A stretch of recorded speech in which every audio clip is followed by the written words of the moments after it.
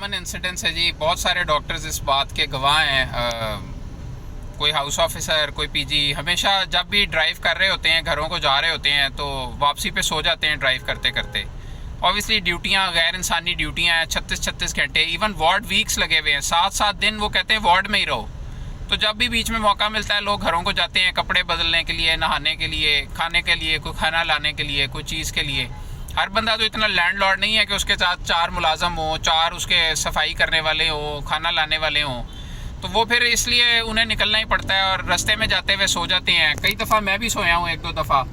और बस अल्लाह नहीं बचाया फिर, क्योंकि आपको पता है कि अगर आप 36 घंटे जाग के रात पूरी ड्यूटी की आपने 12 घंटे की, फिर प्रोफेसर साहब आए हैं, उन्होंने कहा जनाब ने कि यहाँ 6 घंटे आप वार्ड में जाके मरीज़ देखो। पहले तो मरीज़ों के साथ ज़्यादती है कि आप एक सोते हुए दिमाग के साथ, खुली हुई आँखों के साथ क्या मरीज़ देखेंगे आप। मतलब आप खुद सोचें, ये 1980 का निज़ाम कोई चल रहा है, उसके तहत वो कहते हैं जी कि ये उस्तादी शागिर्दी मॉडल है।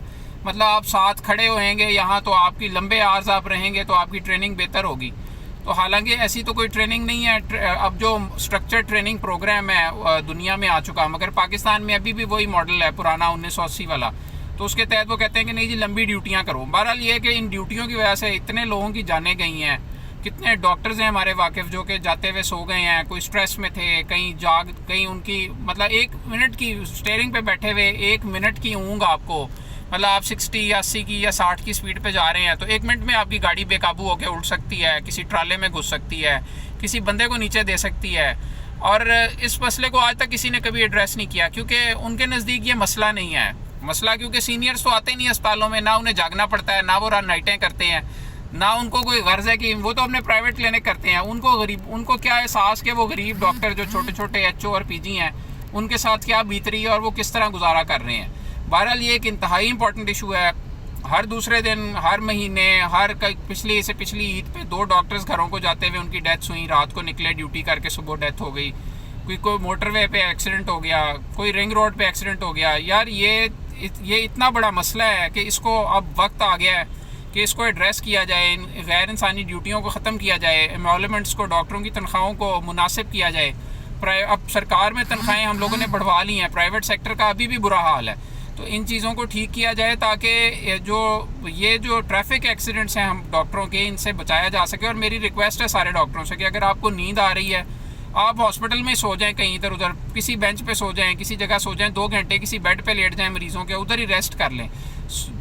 ये ना काम करें कि आप आधी नींद में गाड़ी में बैठें और गाड़ी चलाना शुरू कर दें, क्योंकि ये रोडें इन पे ऐसे ही है। ये यहाँ हल्की सी आपकी नींद और हल्की सी ऊँघ आपको मौत के मुँह में पहुँचा सकती है। और आई विश के हमारे प्रिंसिपल्स, वीसीज और एमएसएस और बाकी लोग इस बात का एहसास करें, उनको ये एहसास हो कि ये जो या तो आप अगर 36 घंटे की और 96 घंटे की ड्यूटियाँ लेना चाहते हैं लोगों से, तो फिर उन्हें बड़े बड़े रेस्ट हाउस बना के दें, सोफ़े लगा के दें, एसी लगा के दें, सोने का बंदोबस्त करके दें, बेड लगा के दें।